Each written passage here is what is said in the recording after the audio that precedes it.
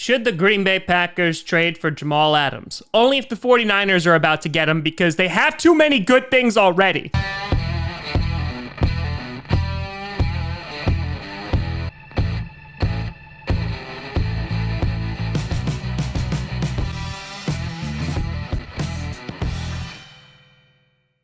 Grossi Posse Packer Nation.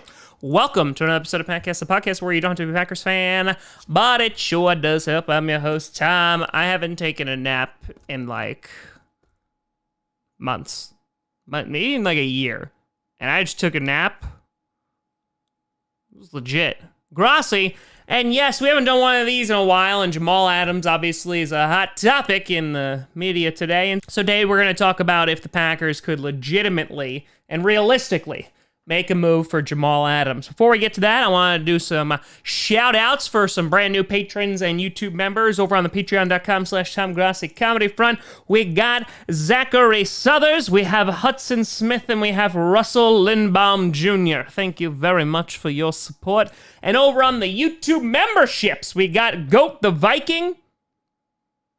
So it's a goat who is a Viking? Are they on the Vikings, though? That is an important distinction. Totally Not Raging, me neither, bro. Archibald P. Chapman, lovely.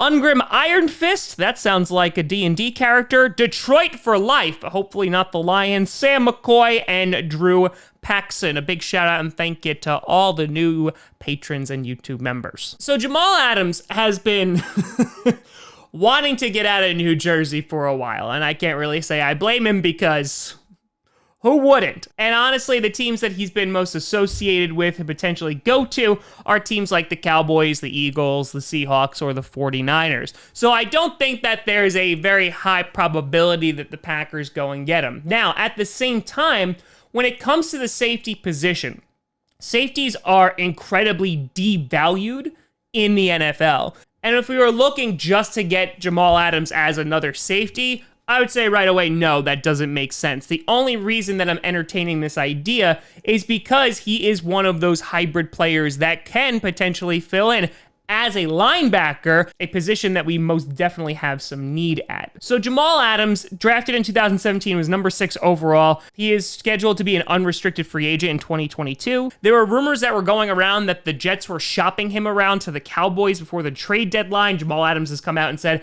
I would have loved that, and he has specifically asked for a trade. Now, could it potentially work out? Sure. The point that I mentioned earlier about safeties being devalued, that is going to limit the amount of money that he's going to be able to bring in. The Jets just might not want to pay him that kind of money, even though he is arguably the best player on that team. If you look at a team like the Cowboys too, you look at Jerry Jones, who really has not paid or valued the safety position in quite some time.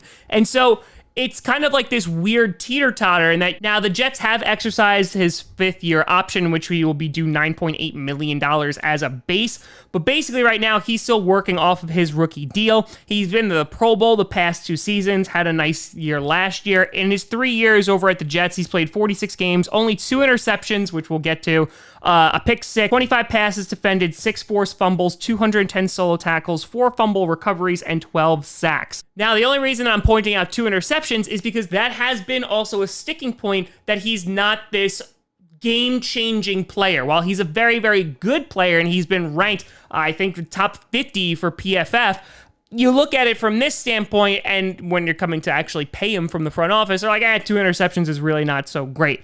On top of that, what kind of deal he would command would roughly be about $12 to $13 million a year. There's some estimates that I saw out there be about like $77 million over around 6-ish seasons. And just for comparison, Adrian Amos, we signed him for a 4-year deal, and he was just getting $36 million. And on top of that, Eddie Jackson, who's one of the best safeties in the game, signed a 4-year deal for $58.4 million. So Jamal Adams is looking to be more than Eddie Jackson, or right around there. So that's a pretty penny that we would have to shell out. And when it comes to the Green Bay Packers and their salary cap, we really don't have that kind of option. In addition, we also have Amos, we have Darnell Savage, who I think is going to make a huge jump year 2, and we have Will Redmond, who could be a sturdy backup, and on top of that, we also got some undrafted free agents. On top of that, we have so many unrestricted free agents next year that to bring another guy in, and for a pretty penny, that's going to cost a lot. Because the idea is, if you're trading for him, you're going to have to give him a big contract. I know with Eddie Jackson, they wiped out the last year of his rookie deal. I would imagine Jamal Adams wouldn't go to a team unless the team guaranteed to do that as well. So we're going to have to pay him sooner than later. It's not like we could just bring him in and then we can keep him and string him along for a couple years, because the guy might just sit out. Now, as I mentioned before, Jamal Adams isn't just a straight up good safety. The guy has been utilized all over the field. He was used in packages to blitz the QB last year, which he found success. He's been used as a linebacker, and on top of that, obviously, as a safety. So I think the versatility is absolutely coveted by the Packers and is needed. Not saying anything terrible about Amos and Savage, because I think that they're going to be very good players, but having Jamal Adams on the field would definitely be a game changer.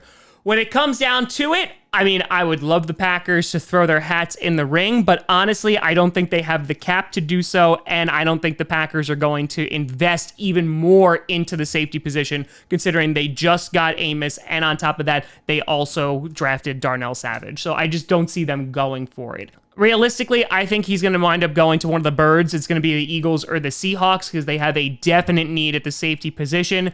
And while, you know, the cap space isn't so great for like the Eagles, they could make something work. And then with the Seahawks, I mean, they haven't had the Legion of Boom in a while, so they definitely could use some secondary help. So that's where I see him going. But the Packers would have to trade a first rounder and again, shell out just a ton of money. So unfortunately, I don't see that happening. But let me know what you think down in the comments below. Do you think that Goody should just go for it anyway? Just go for it all. You think that that would change the defense around? Let me know. You can always send me at TomGrossiComedy.com or at TomGrossiComedy on all social media. See down below. Check out Patcast on SoundCloud, iTunes, Google Play Music, Spotify, and of course YouTube. And a big shout out and thank you to all the patrons over at patreon.com/TomGrossiComedy and the YouTube members. But thank you so much for watching. I'm Tom Grossi. And as always, go Pack Go.